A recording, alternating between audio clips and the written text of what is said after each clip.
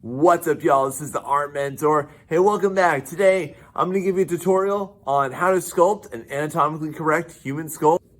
So, let's get messy.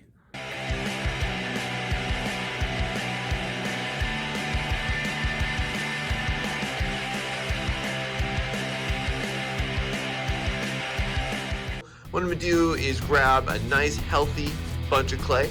And as you can see here, this is about the size of my palm, so it fits very comfortably within it. If you want a pretty manageable size, this or a little bit smaller is going to be fantastic for you. Of course, you can follow on with everything I'm going to show you today, and you can do it way bigger than this as well. Everything will go exactly the same way. Also, to help me out, I have these nice little cheap resin skulls that I got off of Amazon. I want to say they're about 10 bucks. If you don't have one of these, you don't have access to one of these bad boys, then I would definitely recommend that you just go ahead and you Google a 3D model for a human skull. Now, as I'm going to start creating this, the first part that I recommend you focus on is going to be the main back of the skull, back here. And to do this, I'm just going to use my hands, the best tools in ceramics right here, like I always preach. And with this right here, it's just going to be a nice big old oval. So I'm going to transform this into the oval, and then I'm going to make the facial planes and all of these sensory organs up front, where they go, I'm gonna make this totally separately. So let me show you.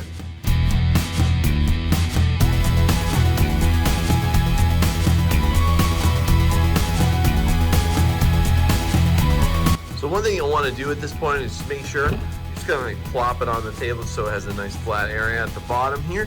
Also make sure that if you're gonna do this, then you round the bottom of the skull, because if you don't, it's gonna sit there and just look like a big fat army helmet. It's gonna look really weird and derpy. All right, now for the next step is, I need to add on all the planes that are gonna establish where the sensory organs go, where the eyes, nose, and mouth go specifically.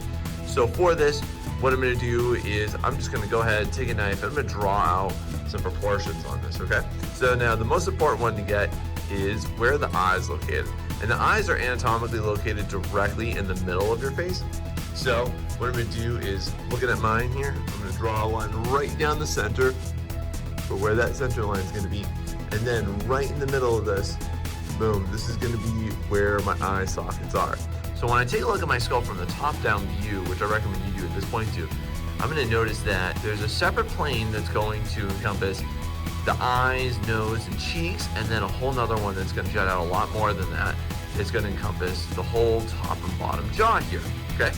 So what this tells me as a sculptor is that I definitely need to add those on. So what I'm gonna do is, I have these quick little pieces. I'm gonna go ahead and I'm gonna attach these on right now.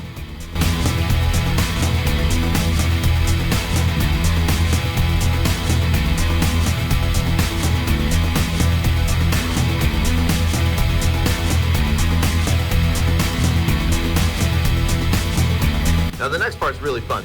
What we're gonna start to do is, just using our hands, we're gonna start to sculpt all of the areas of depth in here. So we're gonna be pushing, I'm gonna be pulling away a bunch of stuff.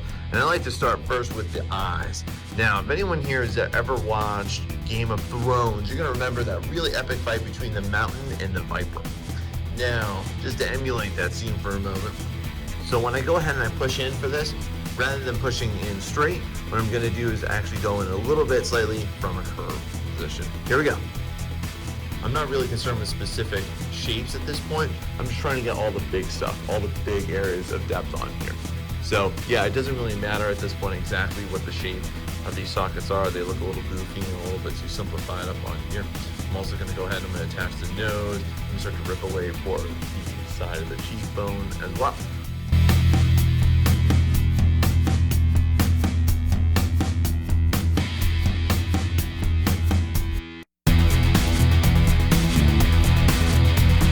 I'm going to go ahead and rip away the channel that's underneath the jawbone as well, because I don't really need that extra bit of clay there. It doesn't really do anything for the sculpture, so I'm just going to go ahead and rip that away as well. For your general knowledge too, I'm sculpting this entire thing completely solid, but my intention is at the end of this, and I very much recommend you do the same thing. You can follow along with me on this, but definitely go ahead at the end of this, once everything looks totally good and accurate, then it is a good time for you to go ahead and just hollow this thing out. Now you can see at this point that this is starting to resemble a human skull. Albeit this is very rough, and unrefined, but you start to see all my basics in there. Now the first area I want to draw your attention to for anatomical accuracy is going to be the shape of the eye orbits. So what you'll notice is that they're not just circles, and if you go ahead and make them circles, it's going to look too schematic. What you'll notice is that they're actually more like a rounded rectangle where they have 4 sides that are pretty straight and then rounded edges. They also slant downwards, which makes it look kind of sad and pathetic, I'll always admit. But yeah, definitely make sure that you get that going on both sides. Also, you'll notice that on the side profile view of this, that the inner part of the orbit comes out higher in depth than the outer part of the orbit right here. So there should definitely be a big depth difference. Take a look too at what does this part look like, and overall from the side, you know, how much of this do we see? When you turn to the side too, make sure that you can see a lot of this area, this kind of negative space that's going to happen right here when you look at it directly in profile. So just to show you with mine here, I went ahead and I adjusted my eye orbit. You can see what it was before and now what it is. You can see how I went ahead and I added on more brow previously. Also added on some more here. I sculpted away some bit more here. You need to do a little bit more. Now what I'm going to do is I'm going to go ahead, I'm going to replicate this on the other side.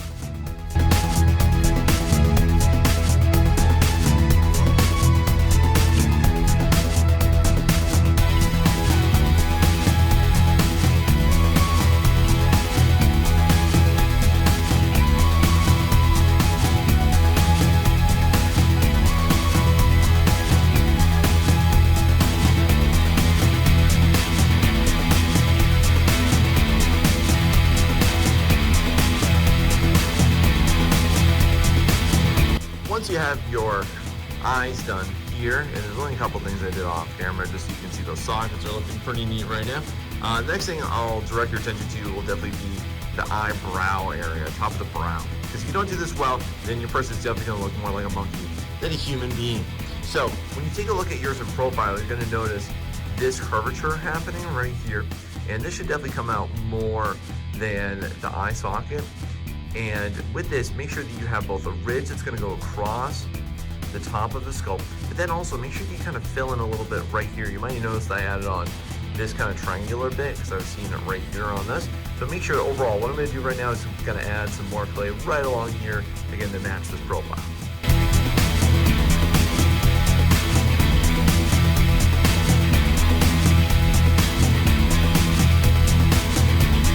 Now let's move on to the next step, which is going to be the nose. So my nose here is looking a bit long. One thing I do want to draw your attention to when you're going to make a nose is notice how it curves upward slightly right here. The rest of your nose that would actually go down on your face this way is actually not made of any type of bone. This is the bone area right here. So it should curve up a little bit. Also notice the shape of the negative space right here. It almost looks like a heart, and it has this hard bone that runs right, this strong ridge that runs right through the nose. So now I'm going to go ahead and I'm going to focus up on this area of it as well.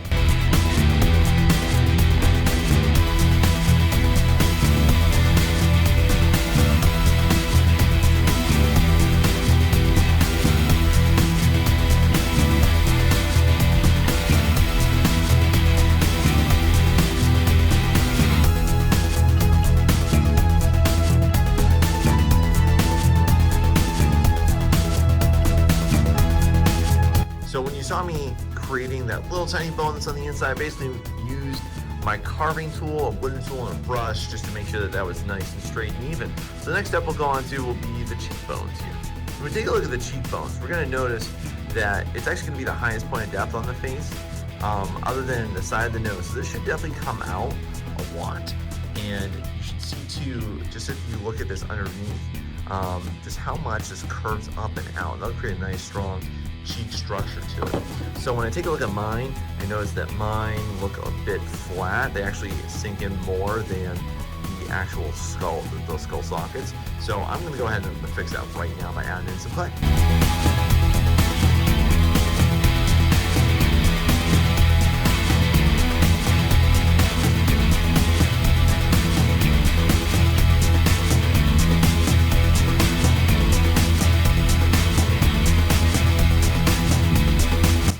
So here we can see that the cheeks are definitely looking a lot more proper here. They come out a lot more. I am going to even them out in just a moment, but I want to draw your attention to the next step because it's going to help me with creating the proper cheekbone on here, which is going to be the fact that my mouth is definitely too wide. One thing that I'll say a lot of rookies will do in creating sculpts is that they'll actually make the entire front flat. I do want you to notice how when you take a look at a jaw, it curves. It should curve like this. It should never be flat and straight like you're some cartoon character, okay? So what I'm going to do is also draw your attention to where the jaw starts and stops. So when we take a look at this from the top and bottom, what you're going to notice is that the jaw starts and stops in the middle of the eye socket. So I would definitely recommend that you go ahead and you draw a line right here in the middle of the eye socket and make sure that this starts and stops its curve right there.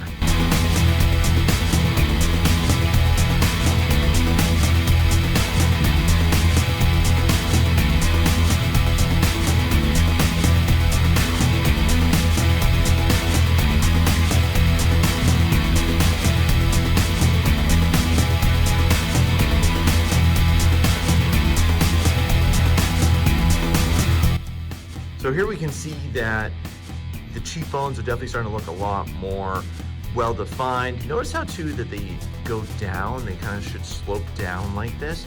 That's pretty typical, you're gonna see that. And now I've gone ahead and I've properly aligned my jaw to where it should start and stop. So the next step I'm gonna do is gonna be this bone on the side, which is gonna connect, it's basically your top of your jawbone right here, where it connects up and joins the lower jawbone. Now the next area I'm going to focus on is going to be the small bone that's going to go and attach from your cheek all the way down to what will be the start of your ear canal, which will be right around here for your knowledge. It's also going to create this big gap space right there along the side of your eye socket. And a couple things I want you to notice is, first off, this bend it's going to make. So it's going to start off straight, then do a quick hook down, so it's going to create sort of a rounded angle. And notice too how it's going to get really thick as it attaches at the cheek. And it's then going to angle down and get thinner as well. So that's what we go ahead and start to do now.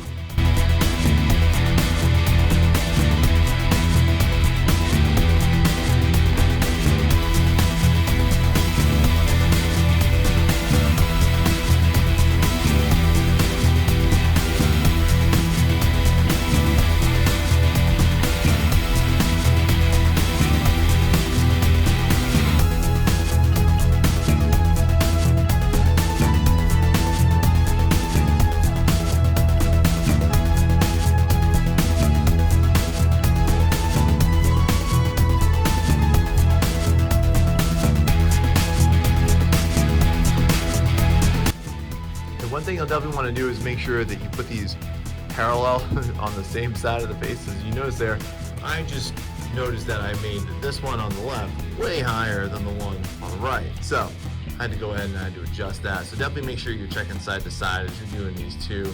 Just before you think you're done, definitely check the symmetry of it, all right?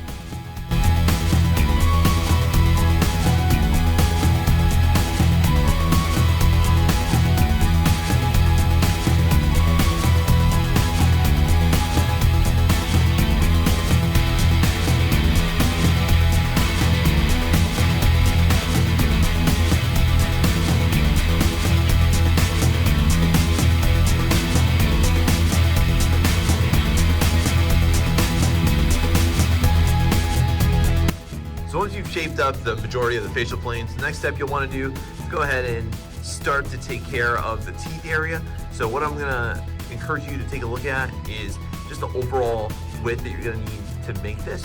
So I find what's easiest, rather than just picking off pieces and putting them on, is to actually take your loop tool, your straight edge loop tool, and then go ahead and just create a lower level of depth right across here. And then what it'll do is I'll create individual teeth and put them on.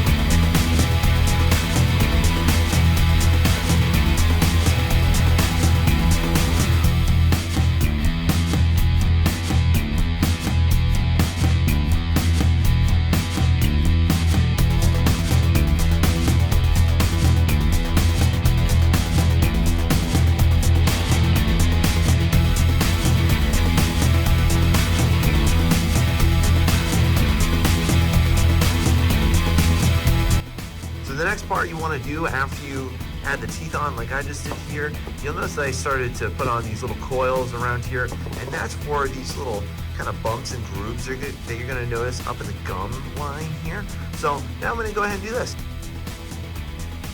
It's also really helpful beforehand to just kind of take a loop tool like I did and get down some of the depressed areas there as well.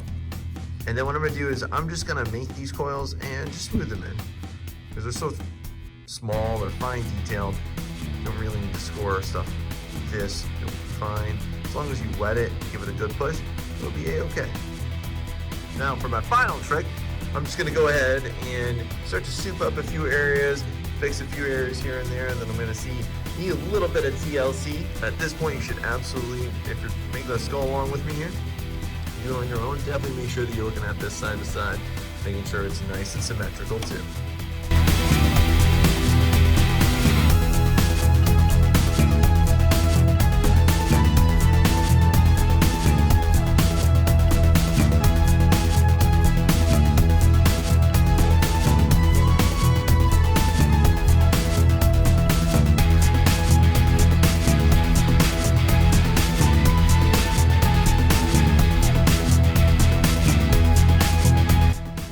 You'll start to see me do at this point is just use my fingers and my hand just to overall kind of smooth this out. I like to do this a lot just for large surface areas. I could use a sponge, could use a large brush too, but when I have a large area like this that's not really got anything on it, then I definitely like to use my fingers. I can actually feel the individual grooves. I can tell exactly where and what I'm going to have to smooth out. So I like this part of the process. You can do it too. Now, as one final step, I'm going to use the back of my carving tool here to draw in the areas where the plates of the head sort of separate, give it some nice little scraggly texture on it, and just to put in a few marks. Now, you do not have to do this if you're going to do something nice or decorate or put some designs up on your skull, because this bad boy's pretty much done at this point. Again, when I'm doing this, I'm not really going for complete 100% accuracy, but I do want to give the overall sort of impression of what does this look like. And again, these are the plates for when you were a baby, to be honest, when they were separated, and then they fuse together as you grow and develop. And there you have it. Pretty nice, anatomically correct human skull. So I hope you enjoyed this content. If you did, make sure that you like and subscribe so that you get notified every single time that I put out one of these bad boys. If you have any ideas for something you want me to teach you how to do, make sure you drop it down below in the comments. This has been the Art Mentor. See you next time.